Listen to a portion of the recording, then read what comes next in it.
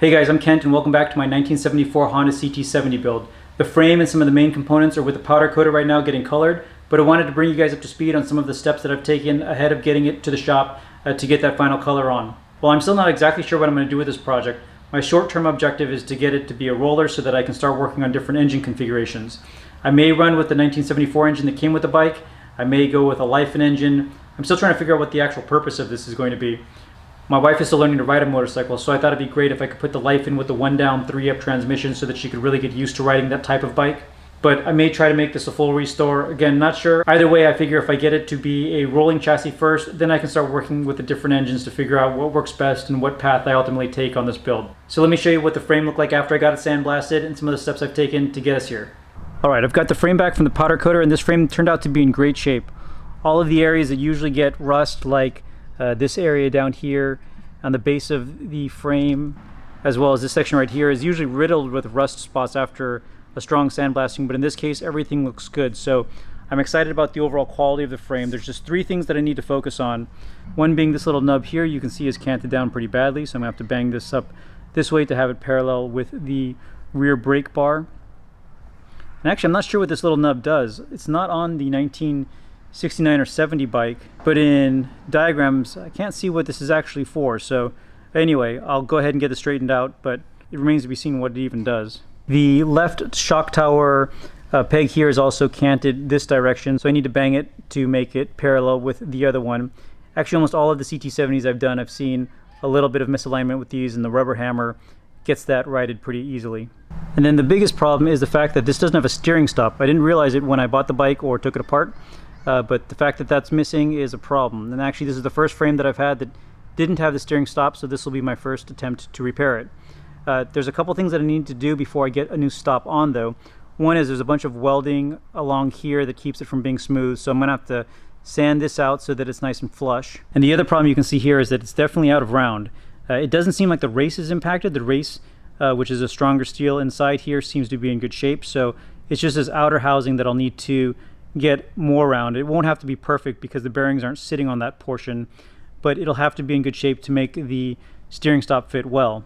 I did buy a new steering stop. This is from a company called Mike's Mini Trails, and it was pretty expensive. It was about $30, which seems a lot for a piece of steel, but it fits perfectly, so seems like it's worth it. If I set it on one of these pieces of the stem that's nice and round, it fits perfectly flush. So I'm gonna have to clean up this side back here so that I can similarly get it to sit flush, and then put a few welds in the corners, and then I should be ready to get this to powder coat.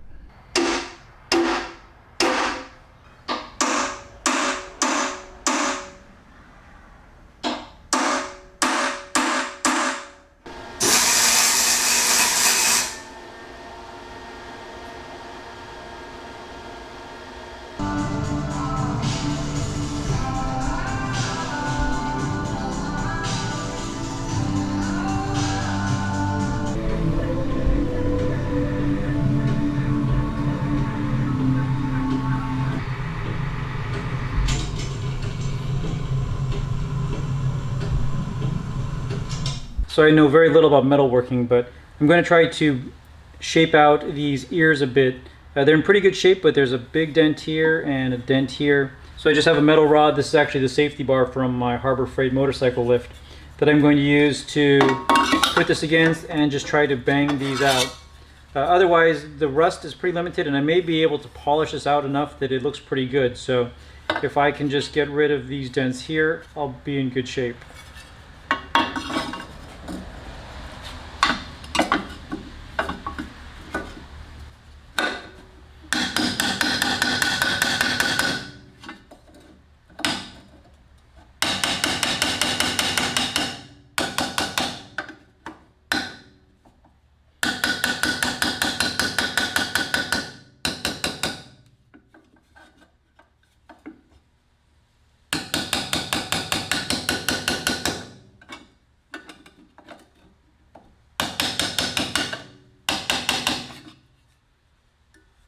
Alright, that already seems to be coming out. I'm just going to work at this a bit more and see if I can get both of these straight enough.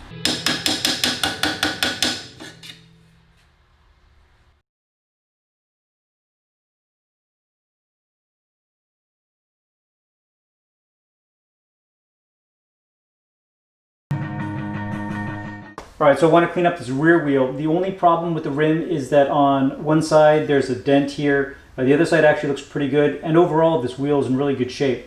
I am going to pull out these bearings because they're pretty rough. Being 40 years old, I haven't seen any that really are in good shape after that much time. But to bang out this dent, I found that it's most easy to do it while the tire is still on the rim because it gives you a shape to pound into. So I typically just hold like this. With the dent right here, I've got this hammer that I just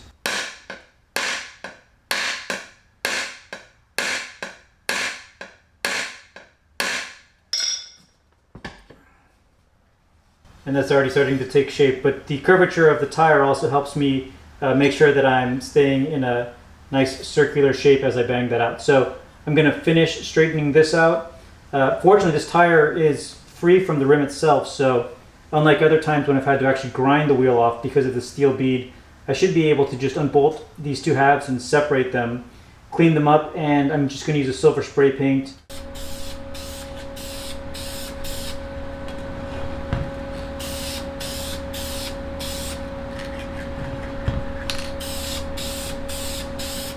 The powder coating got turned around a lot quicker than I expected, so to close out this video I thought I'd give a quick peek of the new color that this frame is wearing.